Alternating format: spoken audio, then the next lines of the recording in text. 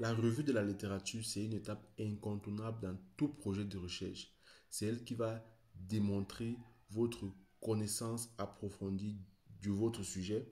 C'est elle qui va également démontrer les lacunes en termes de connaissances sur le sujet que vous traitez.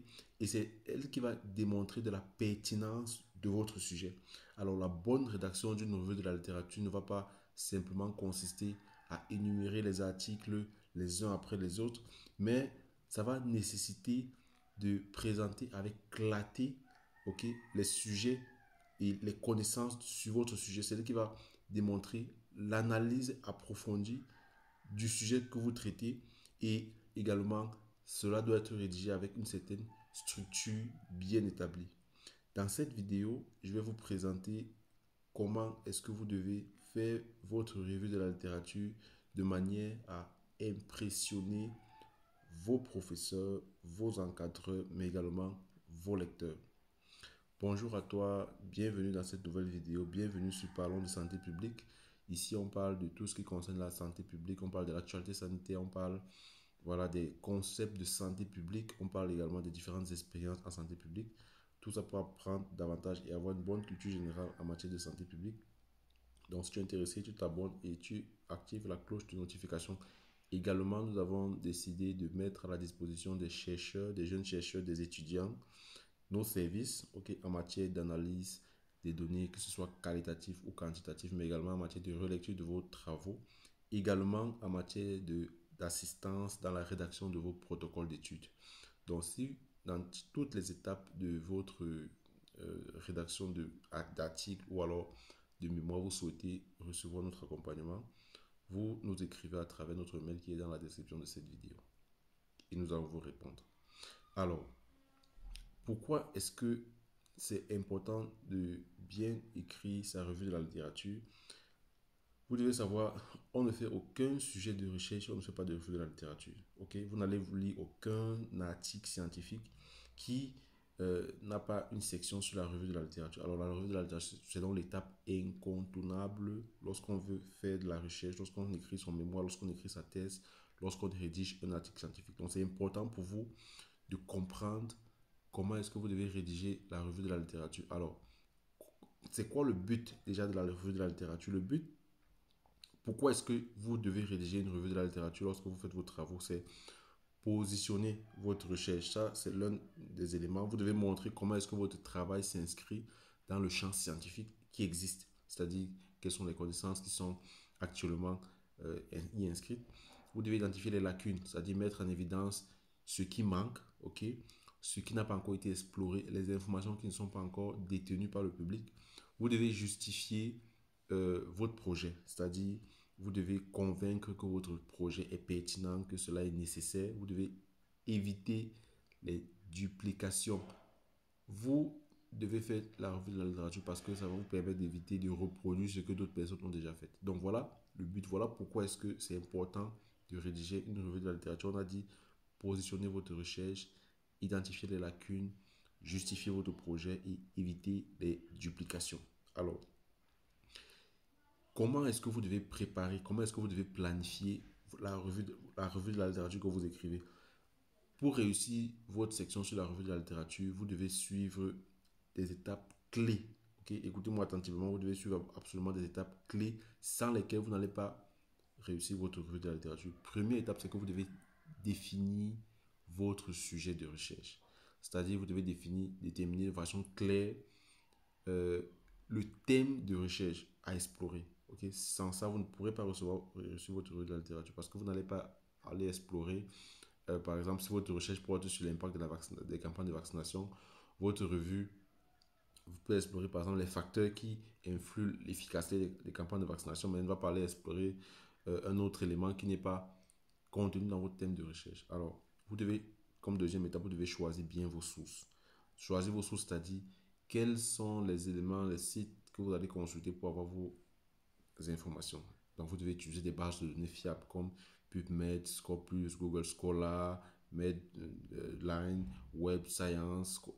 Il y en a beaucoup d'autres. J'avais fait une vidéo déjà dessus pour vous parler des différentes bases de données, ok, des bases de données fiables, ok, que vous pouvez utiliser lorsque vous faites votre recherche. Alors, vous devez rechercher les articles scientifiques les plus récents, c'est-à-dire des 5 à 10 dernières années, pour garantir euh, voilà, la pertinence de vos informations. OK?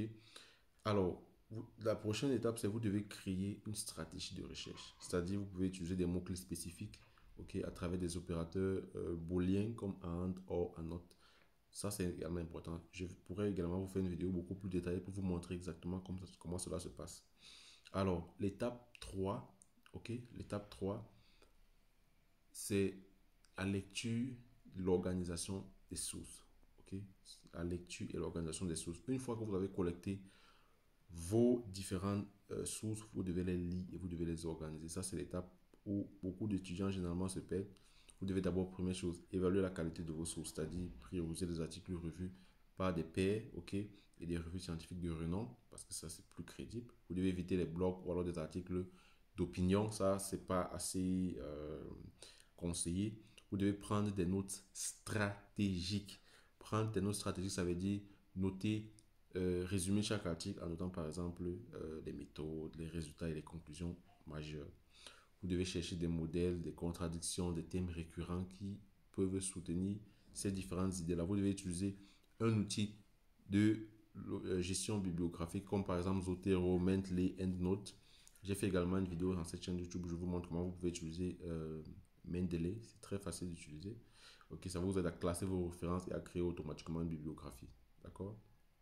Alors ensuite, vous devez structurer votre revue de la littérature de façon impressionnante, c'est-à-dire vous devez mettre par exemple une introduction, ok, qui explique euh, le sujet et l'importance de votre revue de la littérature. Vous devez formuler votre question ou l'objectif de votre revue de la littérature. Ensuite, vous pouvez mettre en place le corps de la revue de la littérature, c'est-à-dire vous mettez par thème, ok, selon les différents concepts, par exemple les facteurs individuels qui déterminent l'adoption des vaccins. Ensuite, prochaine partie, les facteurs socio-culturels.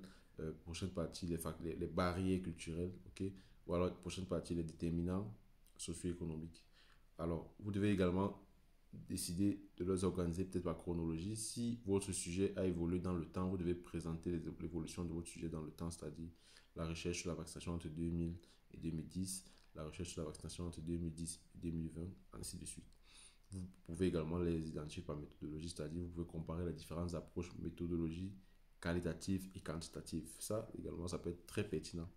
Alors, vous devez faire une analyse critique de vos éléments. Vous ne vous contentez pas seulement de résumer vos travaux, mais vous devez vous poser des questions critiques, c'est-à-dire quels sont les points forts, les limites des études, quels sont les aspects qui restent inexplorés, quelles sont les comparaisons qui peuvent montrer les contradictions ou alors les similitudes à ce que vous ressortez. Et vous devez résumer les différents enseignements tirés de cette revue de la littérature. Alors, ensuite, la prochaine grande étape, c'est le style et la clarté dont vous devez faire preuve lorsque vous rédigez. C'est-à-dire, vous devez adopter un style scientifique assez clair, vous devez éviter le jargon inutile, ok?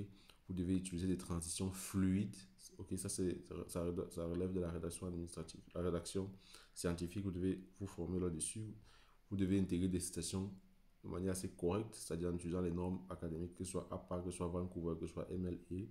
Si vous souhaitez vous assister là-dessus, nous, à Parlons de santé publique, nous avons plusieurs spécialistes qui peuvent vous aider à rédiger, ok, qui peuvent vous accompagner dans la rédaction de vos revues de la littérature. Il vous suffit de nous contacter. Alors, si vous suivez ces différentes étapes que je viens de vous donner, vous êtes sûr que vous allez rédiger une revue de la littérature qui impressionne et qui est pertinente. N'hésitez pas de nous contacter pour toute aide dans vos travaux à travers notre adresse email. Nous avons plusieurs experts dans le domaine qui peuvent vous aider à tous les niveaux de votre travail, que ce soit pour la collecte des données, que ce soit pour l'analyse de vos données. On se revoit pour une prochaine vidéo. Sentez-vous bien.